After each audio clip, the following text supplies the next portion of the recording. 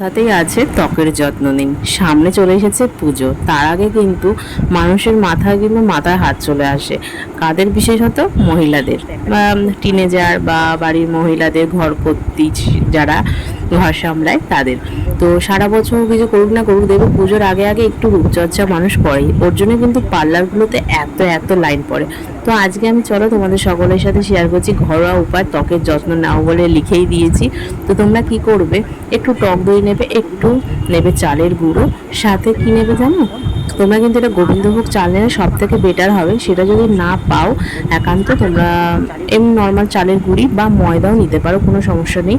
আর এর মধ্যে তোমরা যদি পারো মুলতানি মাটি নিতে পারো, সেটাও না প্রবলেম না থাকলে তোমরা কী করবে, নর্মাল চালের গুঁড়ির সাথে একটু দই মিশিয়ে এটা পুরো ফেসে কিন্তু অ্যাপ্লাই করে নেবে। অ্যাপ্লাই করে কিন্তু আমি যদি এত বক বক করছি, সেটা তোমরা করো না। সেটা না করে তোমরা একটা কাজ করবে, এখানেও আমি তোমাদেরই কথা বলছি কারণ এটা আমি পরে ভাবলাম যে তোমাদের আলাদা করে ভয়েস ওভার দিই, তাহলে তোমরা ভালো বুঝতে পারবে। তো ব্যাপারটা হয়েছে, এটা মুখে দিয়ে তোমরা শুকিয়ে যাওয়া পর্যন্ত কিন্তু রেখে দেবে। রেখে তোমরা নর্মাল ঘরের কোনো কাজকর্ম থাকলে তোমরা করে নাও।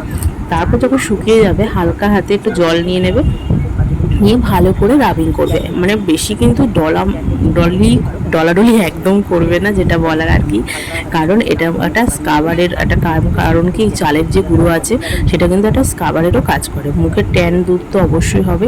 তোমাদেরকে আমি রিয়েলি দেখিয়ে দেবো, মুখে জল দিয়ে ধুয়ে মুছে এসে কোনো মুখ আমি না মুছেই দেখিয়ে দেবো যে কেমন আমার মুখটা চকচক করছে। সত্যি কথা বলতে এটা খুব ভালো কাজ দেয়। এটা আগে আমি বলবো না যে একদিন করলেই তোমরা রেজাল্ট পাবে। এটা দীর্ঘদিন করো, সপ্তাহে 2-3 দিন করো। পুজো তো বেশি দিন বাকি নেই, তার মধ্যে তোমরা একটা উজ্জ্বল ফ্রেশ ভাব অবশ্যই পাবে। আর তোমরা প্রথমবারেই একটা রেজাল্ট পাবে। তো দেখো মুখটা আমার কতটা চকচক চকচক করছে না। আসলে কদিন আগে গিয়েছিলাম ঘুরতে, খুব ট্যান পড়ে গেছিলো। ট্যানটা রিমুভ কিন্তু অনেকটাই হয়ে গেছে এই রেমেডিতে।